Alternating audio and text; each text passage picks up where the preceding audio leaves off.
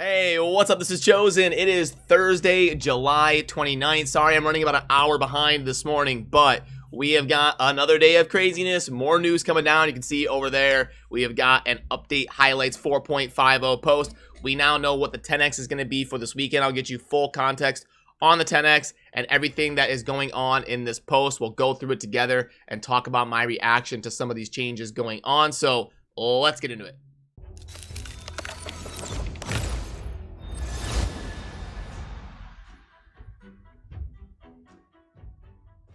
Alrighty, so first of all, let's dive into the 10X that is going to be launching this Friday. It's not live right now, but it will be launching for this weekend. We now know the champions that are going to be in this 10X, and it's going to be Venus, Coronar, Genzen, Ray, Fodbor the Bard, who is a dwarf, by the way. Some of you may not recognize that name. Siege Hulk, Oboro, and Gorlos Helma.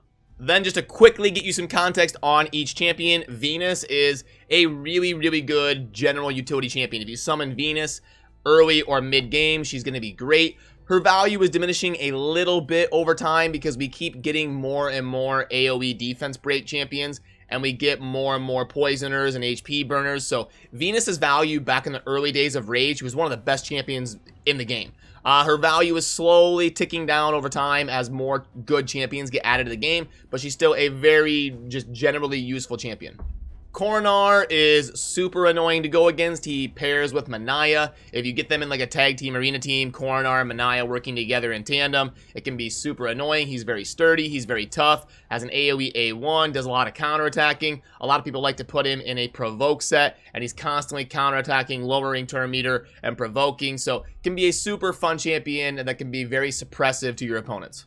Genzen is one of the newer legendaries for the Shadowkin faction, obviously. I'd say the main thing to know about him is he is the booked 3-turn cooldown AoE defense break, so he's one of the better defense break champions for the Shadowkin faction.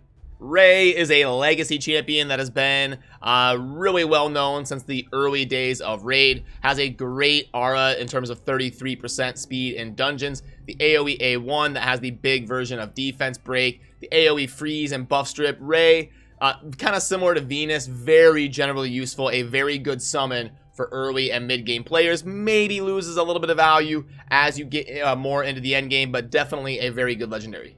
Then as we move into the epics, Fodbor, I mean, he's got, we're starting to see a trend in this 10X. He's got the AoE defense break as well, but it's on a 4-turn cooldown, which is, we'd like to get that on a 3-turn cooldown, ideally, for sure. Other than that, he's got some stuns and some heal reduction, triple hitter A1 type of stuff, but not like an S tier epic or anything.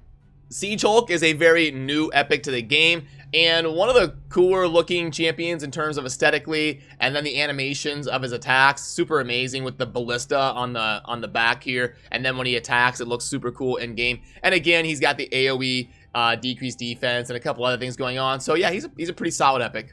Oboro is mainly going to be a DPSer, a big hard-hitting damage dealer for the Shadowkin faction, where if you were building a team and you wanted to have like 3 support and 2 DPS, or 4 support and 1 DPS for Faction Wars, Oboro could slot in as a Void Affinity, never going to hit weak DPS slot role.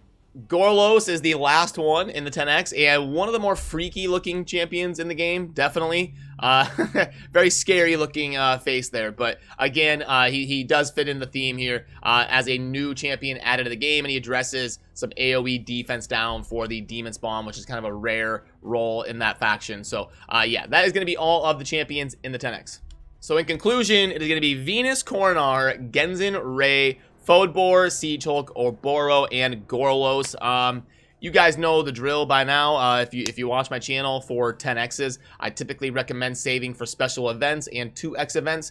10X events, I believe, are more for high spender, catch 'em all, champion chase type stuff. But if you are a low to mid tier spender, I recommend saving your shards for these special type things that go on in game, where you can be guaranteed some value on your shards, or at least pulling during a standard 2X so that your rates are boosted, because remember, rates are not boosted during a 10X. So really the only time I would super recommend a 10X is if there's like a Man-Eater 10X or some crazy epic that people really need. Seer in a 10X, Man-Eater, miscreated monster, things like that, then I would be like, okay, this is a 10x that if you do not have this champion, you really should think about pulling. I don't see anything like that in this 10x. It just seems like a bunch of decent to good champions. So my general recommendation is hold off until we get a 2x or a special summoning event for a guaranteed champion or something. But now let's go over the update highlights 4.50 and let's get some context as to what is coming up for the update coming soon. Okay, hey everyone, a new raid update is nearing release. So here we have a recap of the things that will be included. Most importantly, the first batch of new clan features will go live, including clan levels, clan quests, clan benefits, and even a clan shop. We know that's something you have wanted for a while. We're happy to deliver. Read on to find out more. Clan improvements. As of update 4.50, every clan in raid will have a clan level. So we're basically, you're not only going to have your account level, the clan that you're a part of is going to level up as well. These clan levels will go from 1 to 20 and will be essential for determining clan benefits and some other bonuses available to the clan in question. Increasing clan levels requires clan experience, in which can be earned by completing clan quests, clan achievements, clan versus clan tournaments, and other means of earning clan XP will appear in the future, but that is what we have for now. Okay. Clan quests are special missions that the clan gets every week, so it'll reset every week, not every month. Okay, so now at least we know the time frame. Each player can only take 3 quests per week, but there are no specific order in which they have to be completed. It's important to remember that once a clan member has claimed one of the quests, it will be assigned to them and no one else will be able to take it until they reset. So we're not going to be able to like, oh, hey, it turns out I can't do this. Can you go ahead and take that? Like, no, it's going to be you kind of divvy up the quests amongst your clan, and boom, it is what it is. So be sure to take clan quests you know you can and will complete. Ideally, talk with your clan to coordinate and achieve the best results. The number of available clan quests depends on the clan level, but they will always be broken down evenly into 3 difficulties: basic, expert, and elite. Available from clan level 5. This way, even new players will be able to help their clan grow. Just be sure to complete your chosen quests before the weekly reset because progress doesn't carry over. Okay, so it's just going to reset. It's like daily quests. You either finish them or you don't, and then they reset. Each player will receive clan gold for completing their quests, which they'll need to purchase items in the clan shop. Furthermore, once 30 clan quests are completed, counted across the entire clan, the clan will get a certain amount of clan XP. Then we've got clan benefits. Okay, all benefits are tied to the clan level. The higher it is, the more bonuses you and your clan mates get to enjoy. Here's a list of the clan benefits. Number of available clan quests will increase as you level up. More silver obtained by completing campaign stages, stacks with raid card, more multi-battle attempts, also stacks, and then additional slots in the clan shop. The clan shop will feature several slots with various valuable items that you'll be able to purchase for clan gold. As mentioned above, your clan will unlock more slots as it levels up, which in turn will give you access to even better items. Each slot in the clan shop will have a pool of items that can appear there. You'll be able to view that pool as at a tap. Okay, the shop resets once per week simultaneously with the clan quests, and the items will cycle at random. Keep in mind that all clans will get the same clan shop items after the reset, so that no one will get RNG advantage. Okay, each item in the clan shop will have a purchase limit, meaning that you can only buy it a number of times before the clan shop resets. This limit is individual to each player and carries over even if that player changes clans. So yeah, so that's something that used to be abused with the clan boss, like kill the clan boss, switch clans, kill the clan boss, switch clans. So now they're making sure to address that from now on. We'll release a dedicated video to explain this new feature, so keep an eye out in game news when that happens if you want to see a more detailed breakdown. Daily login reward changes. We'll be making changes to the 271 plus day section of the daily login rewards and include guaranteed champions to the mix. Well, that's a good thing so far. Namely, the rank 5 chicken and sacred shard will be replaced. People are not going to be happy about that. With champion fragments. The first champion will be Cleopteryx. That is the new bird champion. We'll go over that here in a second. The Skinwalker Legendary, who will make a great addition to your collection. I believe that it pairs with like Hex and trying to extract value out of that mechanic in the game. Will take 4 months to gather enough fragments to summon. And once you've done that, another champion will take Clapteryx spot in the daily login rewards. Okay, so people are not going to be happy about the Sacred Shard being removed. I can tell you that right now. And being replaced with fragments for Clapteryx. We'll go over that in a second as soon as I finish this last section here. Okay, so several arena-related progress missions will be adjusted and made a bit easier. That's good. Decreased crit damage debuff will be adjusted. Yeah, so it's going to be based off of the actual number, and it's going to be 25% of that number. So if it's 200%, it's going to lower it to 150. If it's 100%, it's going to lower it to 75. So they're just changing it from a flat to something that can scale. Additional 100 slots in the champion collection will be available. They should clarify that will be available for purchase. You're not going to just get that. You're going to have to purchase that with silver or gems. Inbox will get 100 additional slots as well. Now, on that one, I don't know. I wonder if we're going to have to buy, because there is no mechanic currently for the inbox, which is that thing in game. I can show you. The inbox is back on the main Bastion screen. It's this thing right here. This is your inbox. When you're a new player, I believe you just start with 300, or at least you did back when I started. I don't think you have to unlock or pay to unlock that. So I wonder if that's just going to be free and it's just going to go up, or if they're going to add the unlocking with currency mechanic to that. That would be funny to see. I don't know exactly what route they're going to go on that one, but I do know the champion collection slots you'll have to pay for. We'll add an option to sell artifacts in the multi-battle result window. Okay, that was needed. That's a good change. Okay, so main takeaways. This update's really going to be about clan levels, quests, benefits, and the clan shop, and really getting that system up and rolling.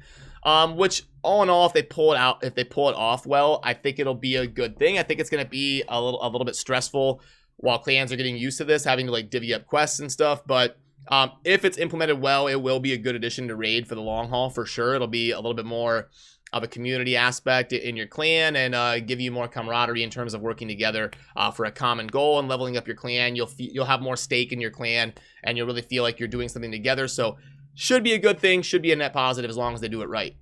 And I can tell you right now, players will not be happy about the daily login reward Sacred being removed.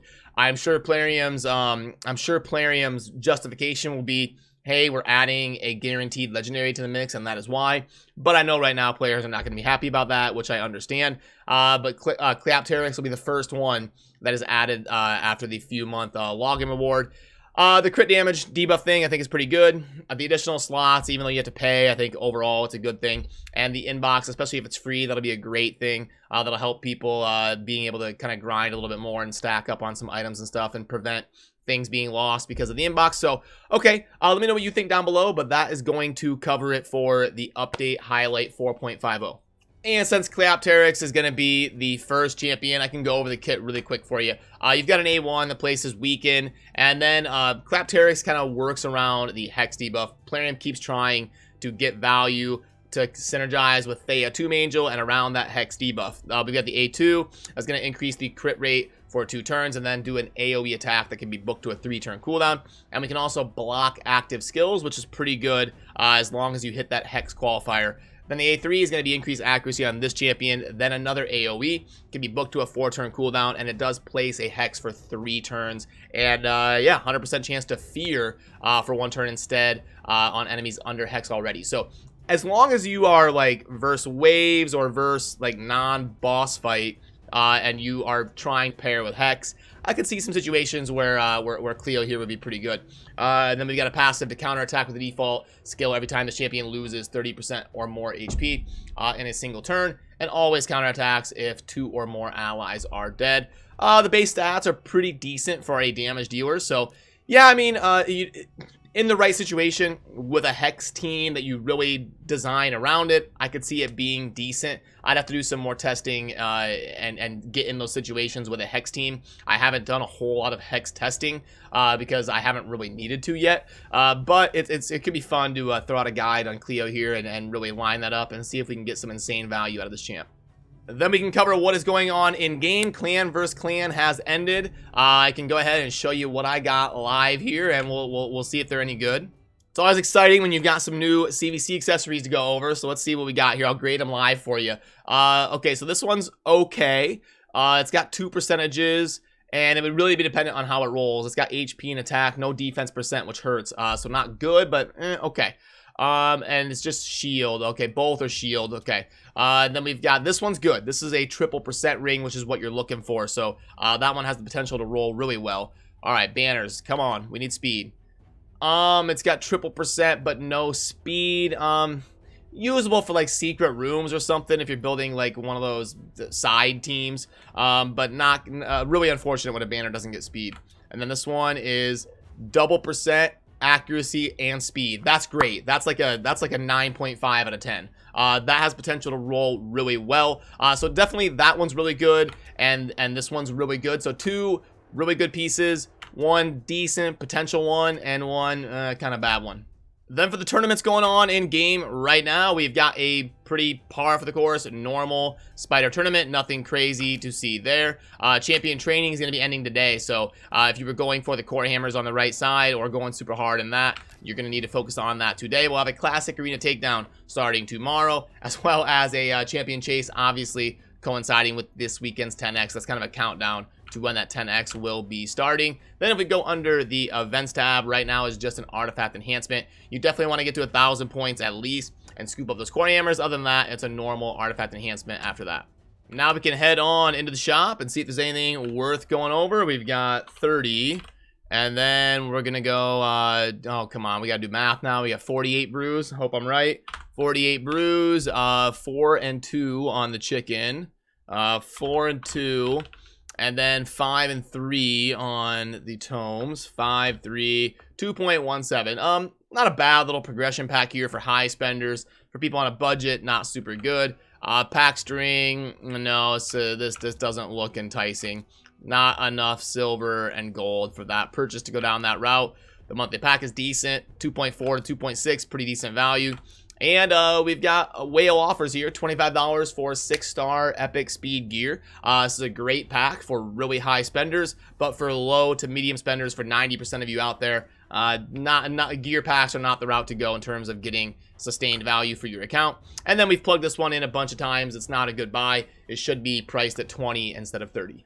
And really quick before I let you go, I do want to mention that I did see this. If I move out of the way, you can see on the Champion Chase tournament, it says get champions by any means necessary to rack up points to win Gentoro. Now, I don't know if this is going to be per bracket, like when you know how when they split players into 100-person brackets, or if this will be a global thing. I doubt that, like, if they advertise this and it's only one global reward, that's going to be silly. That's going to be a massive mistake. If it's a bracket thing, then it's a good thing that they're kind of letting people know. Now, do I think Gentoro here is worth whaling out during a 10X to even if it's a bracket reward, like if you got to beat 100 people to get Gentoro? Personally, no, I wouldn't recommend whaling out and spending a bunch of money to try to win Gentoro. Sure, why not? It's a fun little caveat that they can spice up the 10X a little bit. I hope it's each individual group and not just global. That'd be really lame to advertise that. But anyway, I just want to make sure I mention that to you before I let you go here. So that'll do it for this one. And remember, we do have a fusion starting here in like 6 days or so for a champion that I covered extensively. I can pull up the graphic here really quickly just while we're talking. But yeah, I've got a dedicated video on Mother Cybele here and talking about the fusion. Most people are grading the champion somewhere around B-, C+. I tweeted about that. I'm grading her kit. We don't remember, we don't know the stats and the multipliers and exactly what the books do. Subject to change, but with just knowing the kit, I'm grading her as a B-, and viewers have been grading her around a C+ or so. So there is dedicated content on that. And if you're watching this right away, there'll be a link down below. I'll be live for the next few hours over on Twitch if you want to stop by, hang out, and say hi. So that's going to do it. As always, thank you for watching. Have a good rest of your day. Peace.